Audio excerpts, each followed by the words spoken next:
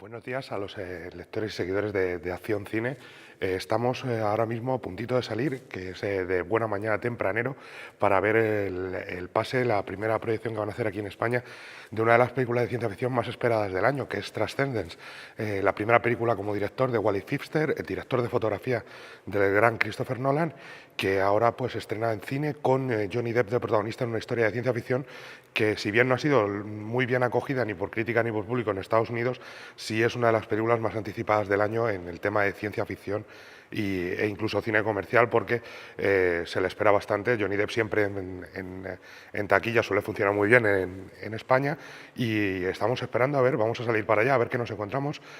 hoy, y en cuanto terminemos de verla os comentamos, así que nos vamos para allá. En la puerta del cine Palafox, casi para entrar a ver Transcendence. Vamos corriendo para dentro de la película, y cuando terminemos charlamos un ratillo a ver qué nos ha parecido.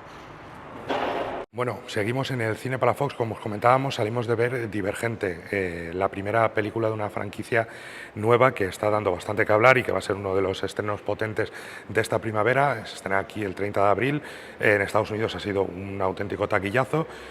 muy moderada en el coste de producción, como este tipo de producciones suele serlo, sobre todo en sus primeras películas, y que tiene, evidentemente, como saga de literatura juvenil, hay que tener en cuenta que es quizás más un tema más similar a los Juegos del Hambre, evidentemente, que lo que puede ser a Crepúsculo o a Cazadores de Sombras. La película gira por los caminos o los derroteros de un futuro distópico, una historia elaborada a través de un mundo en el que ha habido una guerra, evidentemente, como suele pasar en estos casos, y un universo dividido en 5 facciones, una ciudad, Chicago, rodada la película en Chicago, lo cual se nota y se agradece un montón porque tiene aprovecha mucho los elementos de la ciudad. El skyline de Chicago para los americanos es uno de los más reconocibles junto al de Nueva York, y la película juega muy bien con los elementos de ese futuro distópico, de lo que suelen tratar al final este tipo de películas, que es la búsqueda de la personalidad de uno mismo, cuál es mi camino, quién soy en el mundo. Todo eso lo maneja de una forma muy inteligente, y saber crear una trama muy interesante, muy entretenida, pese a no tener mucha acción, quizá más hacia el final que al principio, pero muy entretenida. Maneja muy bien el grupo de personajes que tiene, y tiene una protagonista, Shailene Woodley, que es sensacional, que, como pasa en los Juegos del Hambre con Jennifer Lawrence, se come la pantalla ella sola y lo que le echen por encima, pero que no está sola. Tiene actores muy buenos, sobre todo por una película de este estilo, un reparto quizá el mejor reparto que se ha visto en una saga de cine juvenil como los que estamos acostumbrados, ya os digo, tipo Crepúsculo o los Juegos del Hambre. El mejor porque cuenta con hombres, no solo con Kate Winslet, que es la gran villana de la película y que es uno de esos personajes que es un caramelo para los actores porque se lo pasa pipa haciéndolo, aunque no le vayan a nominar al Oscar ni nada por el estilo, pero tiene a Ashley Judd, Tony Goldwyn, Ray Stevenson, Mekhi Phifer, Maggie Q, Theo James, Jai Courtney, Miles Teller. Tiene un reparto Zoe Kravitz, tiene un reparto muy potente para una película de este estilo, lo cual hace que sea un reparto muy interesante y distinto a lo que suele ver en estas producciones, que suele ser más actores muchas veces menos conocidos. Solo hay que ver la primera entrega de los Juegos del Hambre, tenía actores muy potentes en puestos claves, pero quizás no un reparto tan extenso como el que tiene Divergente. No está a la altura de los Juegos del Hambre, no está a la altura de En Llamas, sobre todo, pero sí que tiene elementos para que, según se van desarrollando las novelas en cine,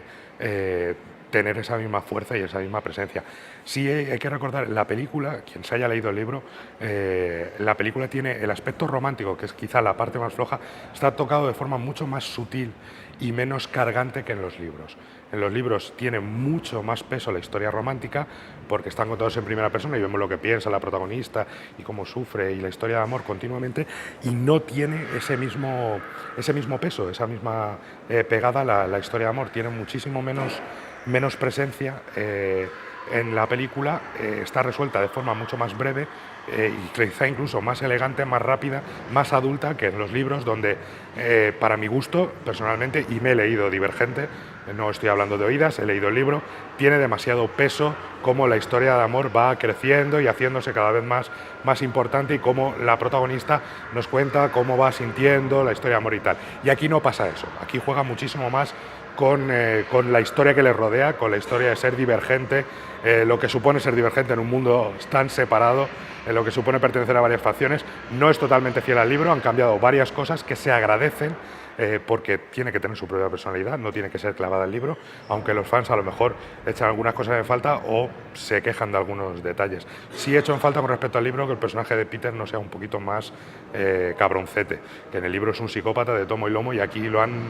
convertido casi más en un personaje cómico. Entre comillas lo de cómico y muy entre comillas. Pero bueno, es una película interesante, una buena película, cosa que es difícil de decir en este tipo de cine. Mejor, por ejemplo, que Cazadores de Sombras, mejor que Hermosas Criaturas. No llega quizá al nivel de En Llamas, y quizás esté un poquito por debajo de los Juegos del Hambre, pero muy interesante, muy apetecible de ver, y realmente un estreno sorprendente dentro de lo que nos encontramos pues en el cine para adolescentes. Ya os digo, a mí me apetece mucho más ver la secuela de Divergente que la posible, que todavía no está anunciada y posiblemente nunca se haga, secuela de Cazadores de Sombras. El rollo distopía, el rollo futuro imperfecto,